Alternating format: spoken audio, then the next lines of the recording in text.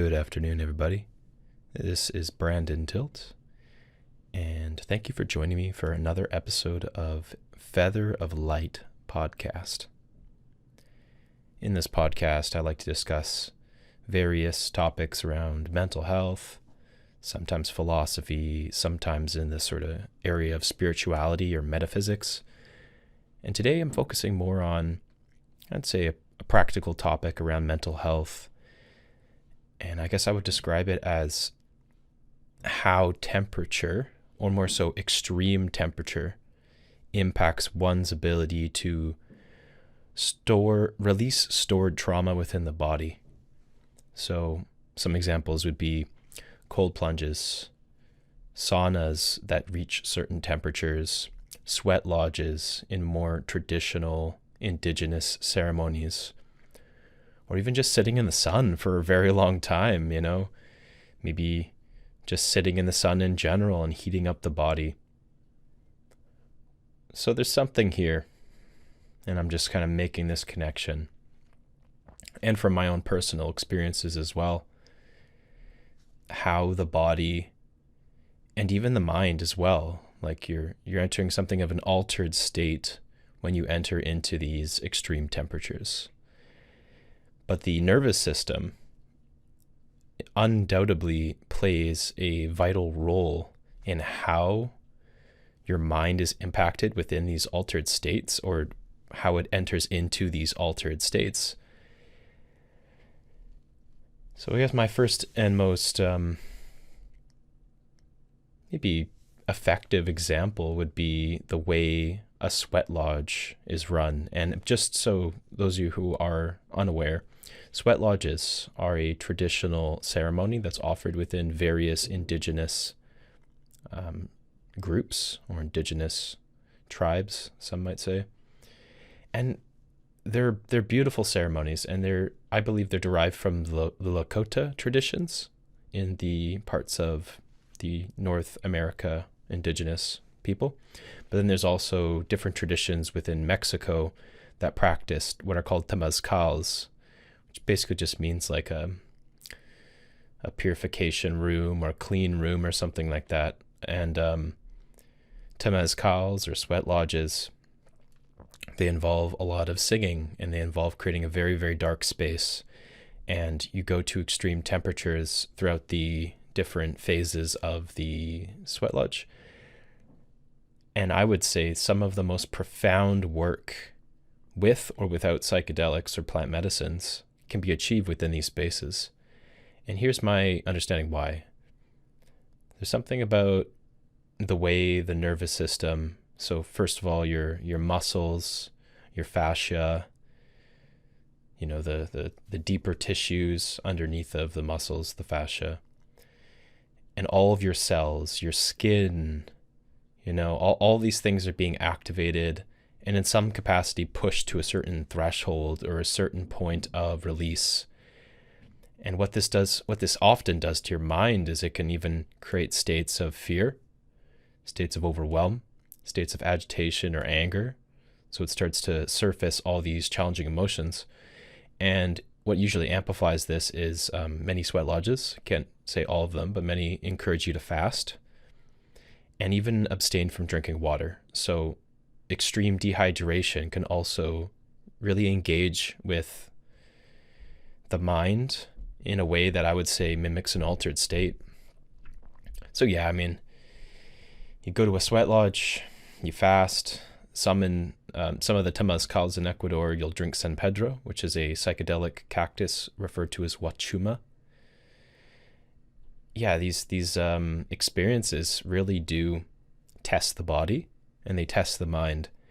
But I would say the way the mind is being tested, it feels like it's more of an openness. It's not like you're being pushed and forced into a point of breakdown, which I would say can be more, at least what I've experienced with ayahuasca, that can be the experience.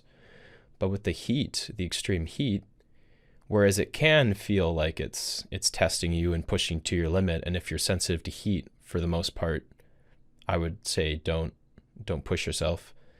But there's something about it creates this openness and this point of surrender and this point of feeling deeply connected to the body.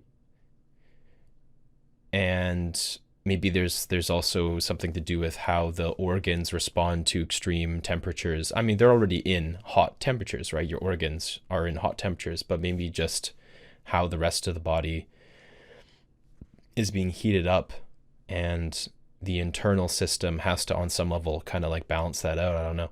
But like the skin and the muscles and all these things are, in a sense, being loosened through, like a sauna, right? You go to a sauna and it's loosening the muscles. It's creating a very relaxing, enjoyable experience. But then you go past that and maybe there's more of a tension.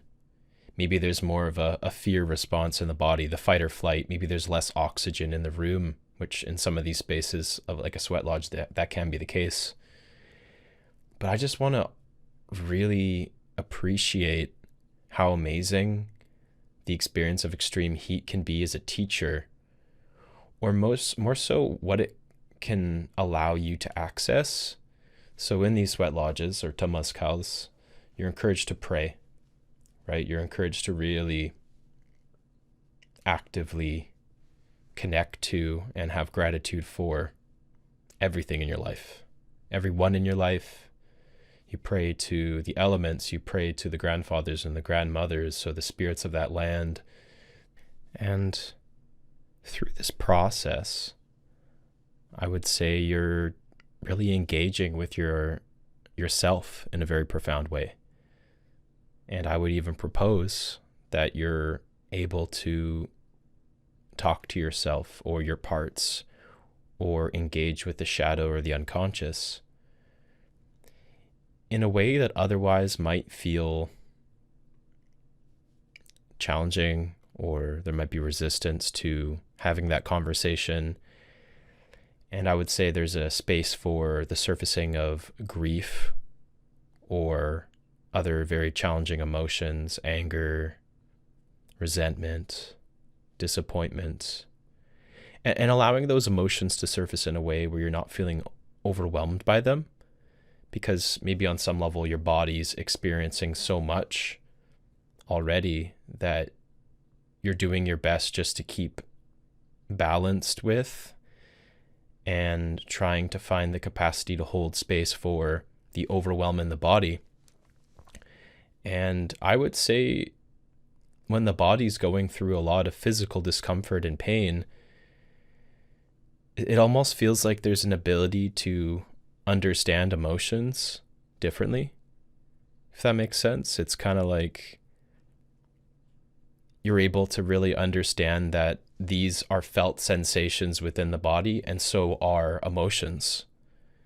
And from a somatic lens, or from a therapeutic perspective of the body contains all these emotions, you're able to really appreciate and maybe just on some level have more understanding for what it feels like to be in a place of suffering physically, and maybe the experience of suffering emotionally just doesn't feel quite so overwhelming or overstimulating, and you're able to overcome it.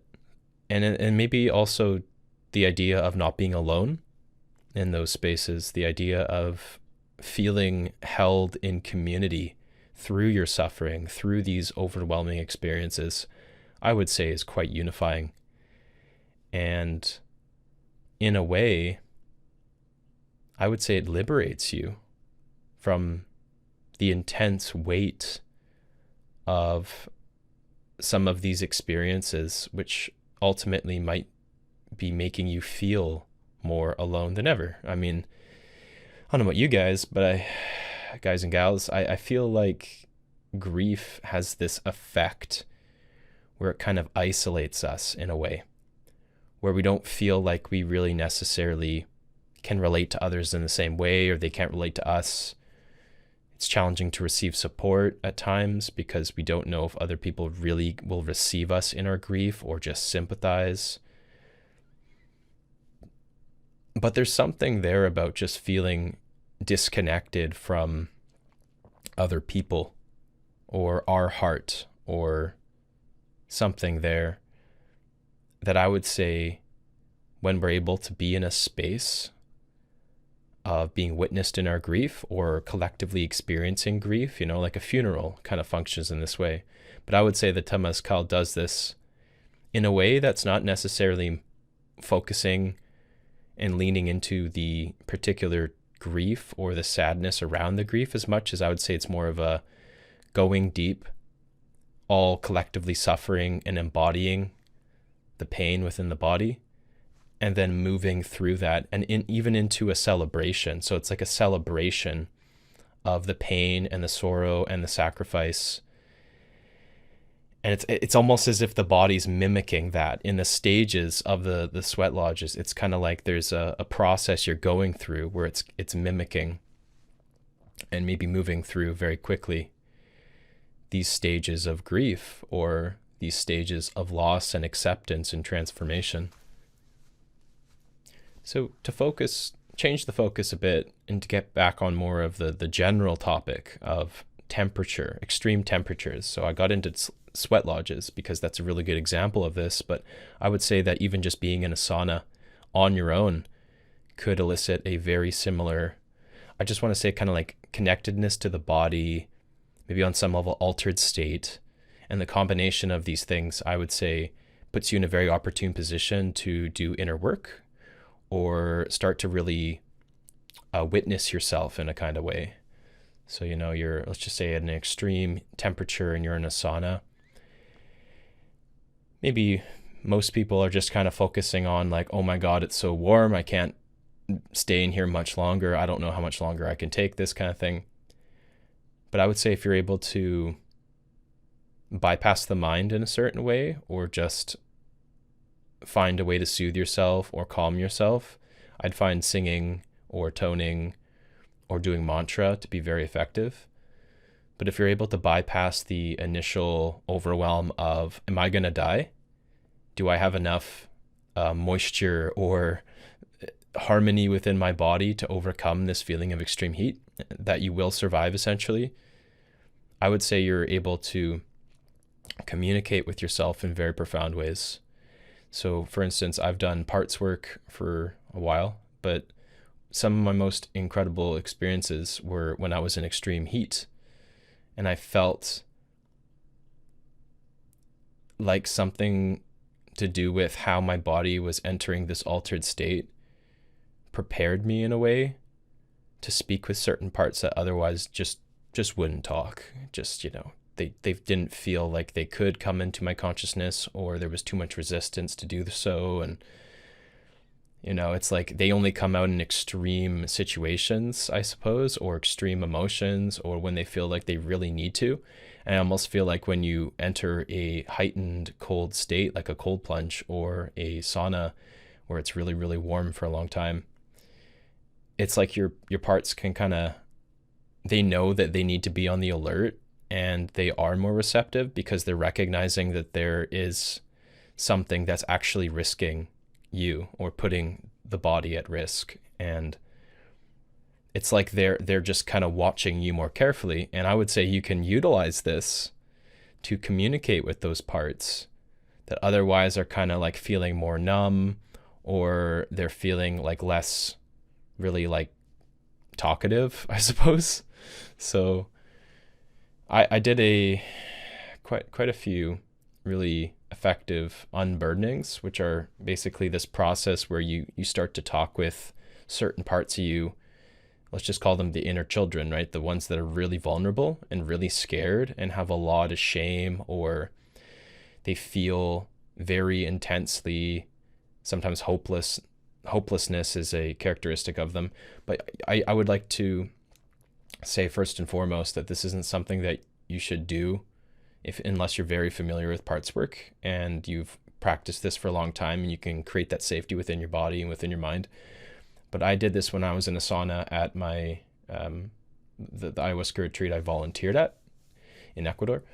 And when I was there in the sauna, I just sat and I started to go deeper and deeper and deeper and really talk with this part that was like needing to get rid of some of this hurt and we went through a visualization together, and I was able to go really deep into that process of just letting go and like surrendering and burning away. And I would say that the heat that I was in, the way my body was being heated up to extreme temperatures, was something of a catalyst that allowed me to kind of go into this place and really feel into the body and allow the body to start to allow these things to surface.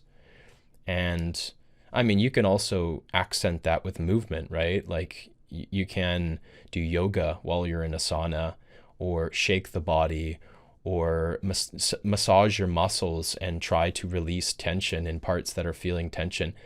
But I would say that these are also ways that are giving the part an kind of like an outlet or a gateway to release some of this stored energy or this stored trauma. So being in a sauna, sitting in the heat, checking in with yourself and trying to release some of the stored energy, I would say is just a really tremendous way to work with yourself and utilize that extreme temperature. And then on the other side of the polarity of temperature, I'd say is cold plunges, right? So considering what a cold plunge does for the nervous system and the dopamine reuptake systems and like stuff like that, it's like you're going into this ice bath or river. You don't want to do it. You really don't. I usually don't, but like when I do, it kind of feels like you're telling yourself something. You're committing to a process that if you're able to endure just a little bit more, you're creating a capacity, you're creating resilience essentially within the body and the nervous system to endure and overcome the cold. And what I've noticed within my own experience is what this does to the mind is it creates a type of emotional, and one could even say spiritual resilience that can be, I'd say, directly applied to sitting with challenging emotions, sitting in the quote unquote cold water of grief or sadness, where there's usually let's just call it an intuition, a pull away from these more challenging emotions. You know, it's like the cold water. You feel it, and it's such a shock. It's such an icy, painful experience. You just pull away immediately, and your entire system goes into a kind of shock.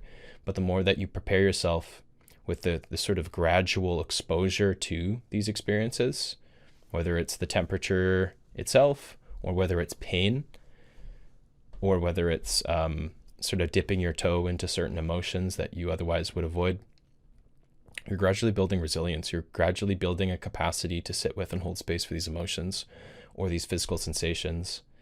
And I would say pain is just another version of that, right? If you've experienced a tremendous amount of pain, it's like you're building resilience for any relationship to the sensation of pain. Doesn't mean that the experience becomes easier. In some senses, going into it can actually become harder. But I would say you're just building more of a conscious dialogue with the sensation of pain, and a dialogue with your body and a familiarity with it.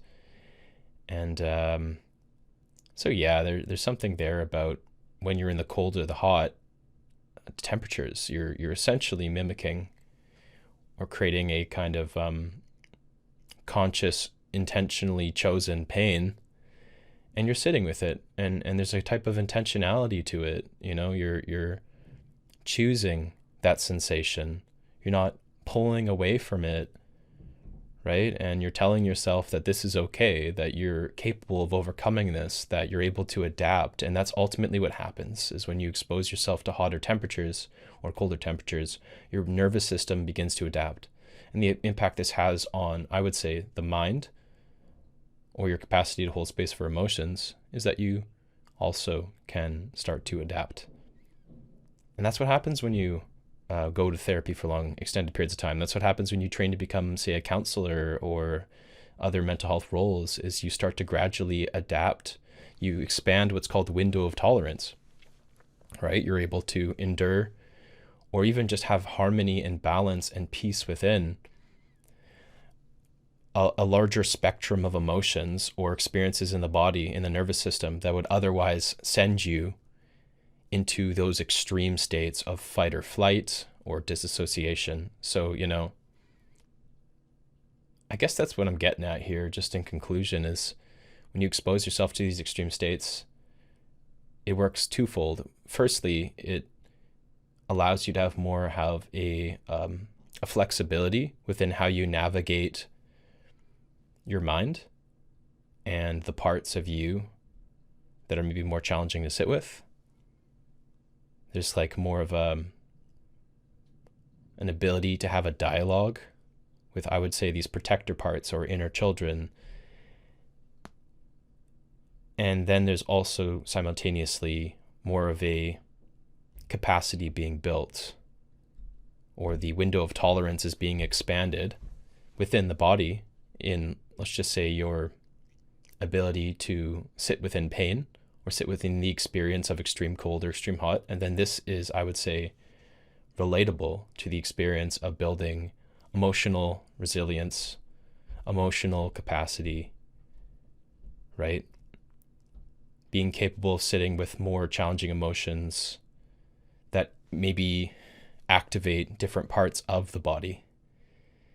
And you're not used to that sensation at first, but over time become familiar with how that sensation feels, and essentially normalizing it, right? Like not thinking that you're going to die because of a particular emotion, or maybe the more realistic example is that you're not going to lose all your connection in your life, right? Like some of these emotions aren't about death per se, but they're about, I'm going to be socially rejected. I'm going to lose connection to the person I love. I'm going to lose everything that matters to me the most, and the fear that comes up around that. But when we're able to normalize some of these feelings and not jump to the extreme, we give ourselves that grace, and we can be more mindful within these challenging experiences emotionally.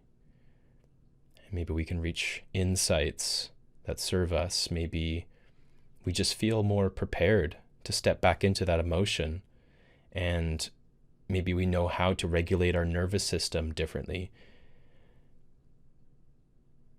So maybe this podcast has simply just allowed you to understand more about sweat lodges. Maybe this podcast has made you more curious about cold plunges. Do your research, for sure. These events are available, or you can go to a river and just sit in it, but just do your research, be careful, understand your body's, how it reacts to heat or cold. Don't just jump in willy-nilly, And there are ways to experiment with this. I'd call it titration, like you're titrating, you're gradually adding more to the load.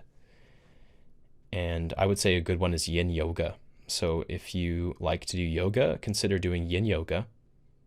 It's wonderful for various reasons, right? It's very peaceful, very restful, very meditative, but you're also leaning into certain muscle and or bones, bone groups. So muscle groups, bone groups that I would say are like, some can be very, very painful to sit in for long extended periods of time. So, just trying out some yin yoga, maybe doing some breath work, maybe just trying out a cold shower, maybe just spending 5 more minutes in a sauna than you usually would. Maybe it's just giving yourself just a little bit more space in some kind of emotional experience that you'd otherwise prefer to just completely avoid and distract yourself from. And I get it.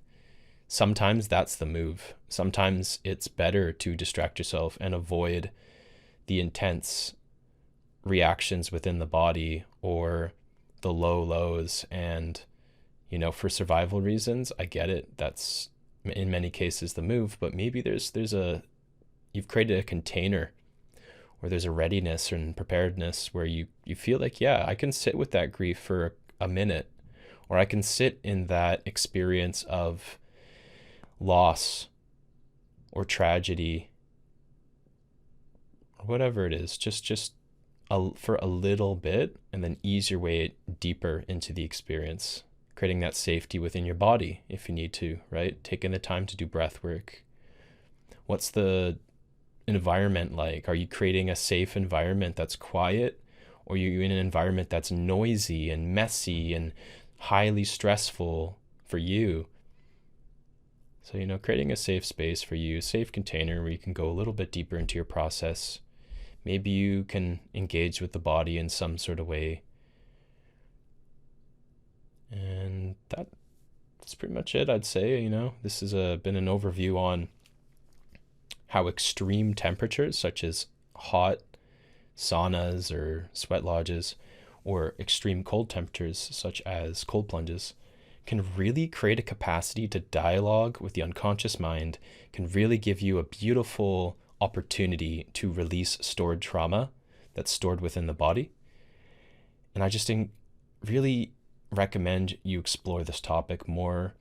Get curious about it, see how your body feels in certain environments, different environments, and just create that openness. I would say the openness is really what facilitates growth, what facilitates deeper transformation, and ultimately is what gets you the spaces where you can heal. So appreciate you joining me today for this exploration, and I hope you have a wonderful rest of your day. Take care for now.